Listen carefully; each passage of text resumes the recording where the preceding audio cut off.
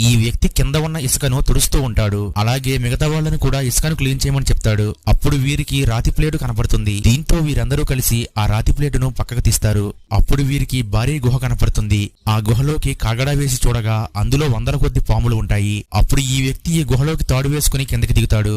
తన దగ్గర ఉన్న ఆయిల్ ను పాముల మీదకు పోసి నిప్పండిస్తాడు. అప్పుడు ఈ పాములు వీళ్ళకి దూరంగా ఉంటాయి. ఆ తరువాత ఈ వ్యక్తి తన స్నేహితుడితో కలిసి గుహలో వెతుకుతూ ఉంటాడు. వీళ్ళు ఎదురుగా ఉన్న బండరాయిని తీసి పక్కన పడేస్తారు.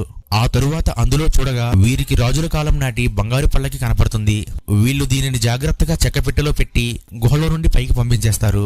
ఆ తరువాత ఇతడి స్నేహితుడు కూడా తాడు పట్టుకుని గుహలో నుండి పైకి వెళ్లిపోతాడు. అయితే ఇతడు తాడు లోపలికి పడేసి ఇతన్ని మోసం చేస్తాడు. నువ్వు పాములకు మేతగా లోపలే ఉండు అని అంటాడు. అలాగే ఇతడి స్నేహితురాల్ని కూడా ఈ గుహలోకి తోసేస్తారు. ఆ తరువాత ఈ రాతి ప్లేటును మళ్లీ పెట్టేసి గుహ క్లోజ్ చేసేస్తారు. అయితే లోపల ఉన్న నిప్పు ఆరిపోవడం వలన వీరి దగ్గరికి పాములు వస్తూ ఉంటాయి. ఇతడు కాగడా